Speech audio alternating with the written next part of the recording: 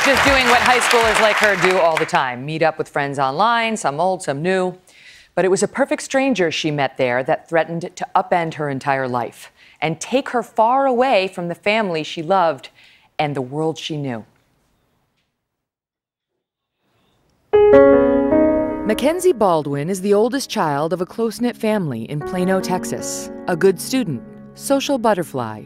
I had dinner every night together. We were at all their school events. An all-American teen. Certainly not a person one could imagine being lured overseas by a stranger online.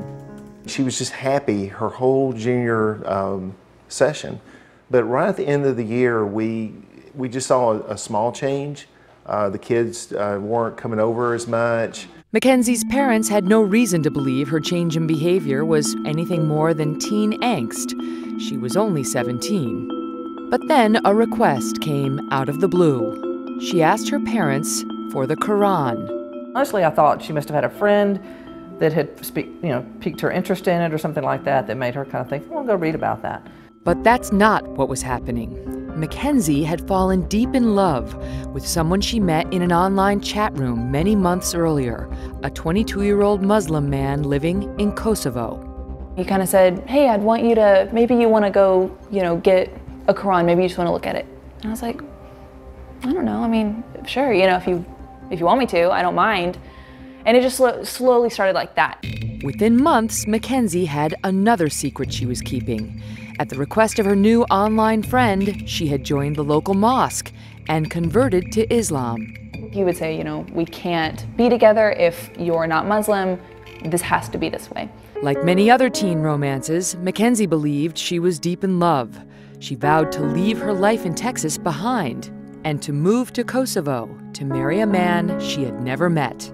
There's several times I would sit down and kind of say, what am I doing, Mackenzie says she was excited to leave and told a few girls at school of her plan. One shared the secret with her own father, who made the call to Mackenzie's dad.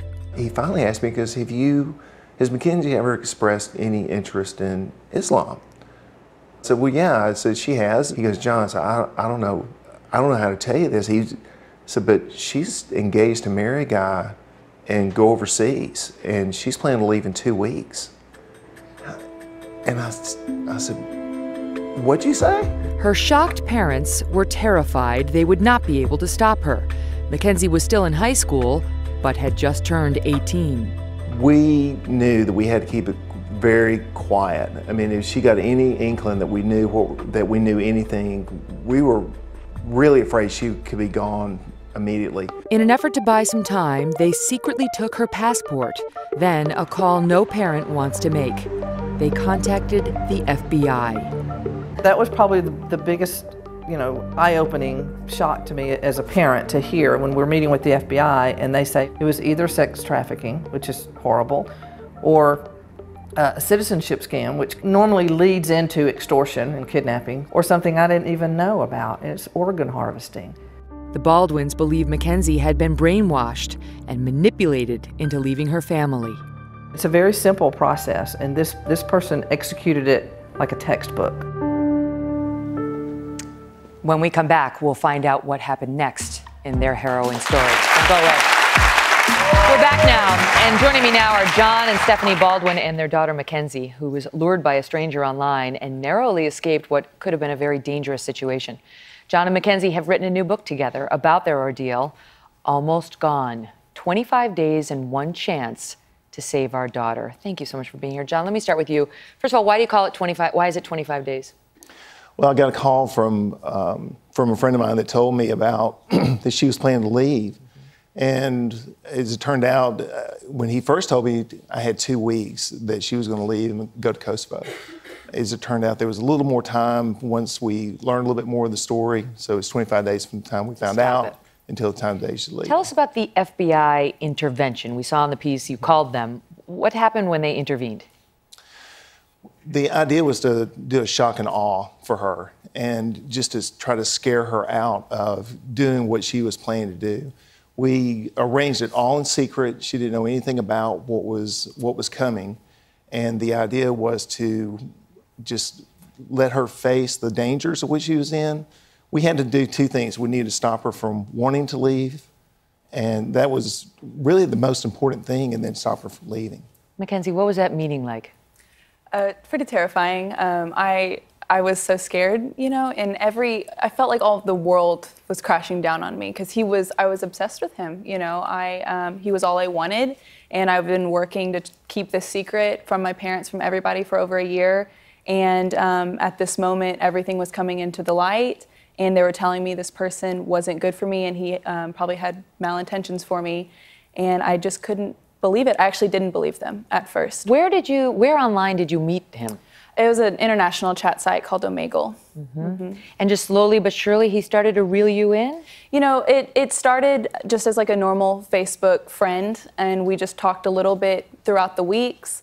And but over those 14 months, it would become hours and hours a day that we would talk. He started kind of breaking down my foundation that I had, started telling me that my friends weren't good for me, my family didn't necessarily understand me, and had me start questioning my religion. And I started believing him, and I pulled myself away from my friends and my family until ultimately all I had was him, and he was the only person I listened to. So Stephanie, the intervention with the FBI, it didn't actually work, right? Well, it partially worked. You know, it scared her away from going there. She realized the dangers of going there. But it very quickly turned to, well, then let's bring him to Dallas.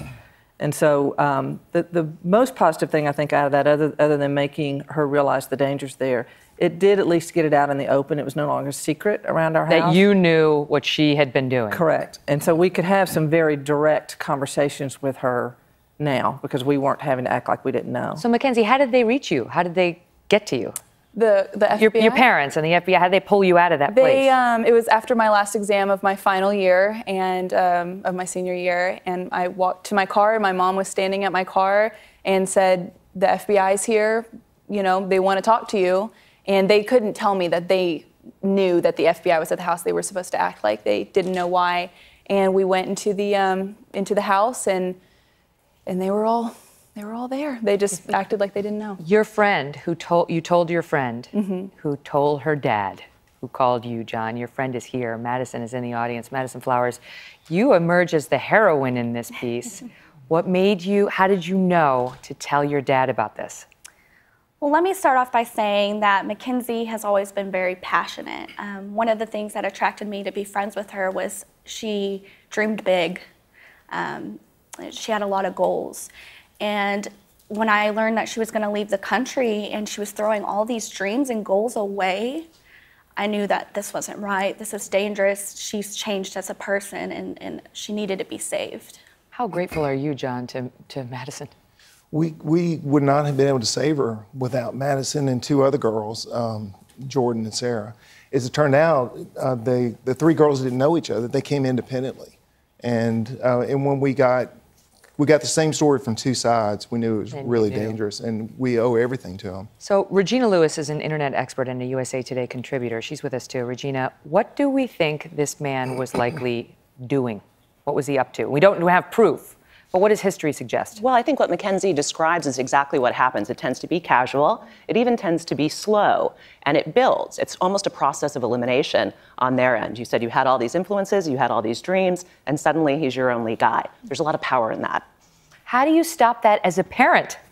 Well, I think a couple of things. There's no high-tech silver bullet. We were talking about this earlier. What you need is a network of people who care enough, have the courage to let you know if they spot something that looks like it could be dangerous. You need a Madison. You have to spy on did you spy on her? I plan on spying on all of my kids. Well, we did. I mean, we did have parental controls on the computers. We had the rules like with your kids, as young as they are, but you can't take the computer upstairs to your bedroom. We have to be in the common area of the house. We had those kind of things. But in today's world, technology, you can't just lock it down and walk away and She was clever. She was doing it during school hours. Yes. What do you think he was up to, John? What do you think he wanted with Mackenzie? Well, you know, we really don't know. It was a very dangerous part of the world. I knew that she was in high school. She's very naive, and this whole thing had been a secret, and she was going to leave a plane without telling anybody and just walk off. I didn't really care what he was going to do. I just wanted her safe. Before we go, what's the number one thing you want parents to know about how to protect their children from this, Mackenzie? I just want them to understand that the best thing to do is just create awareness. You can't lock them down. That's just not going to work in today's world. just make sure that you have an open communication, and they can trust you to tell their story and to tell if something's wrong. I want my kids to believe they can trust me, but in fact, I will be snooping a lot. They're too little. They're not watching now. They won't know. Thank you all for telling your story. Thank you. Good luck to you. Hello, Today fans. Thanks for checking out our YouTube channel. Subscribe by clicking that button down there and click on any of the videos over here to watch the latest interviews, show highlights, and digital exclusives.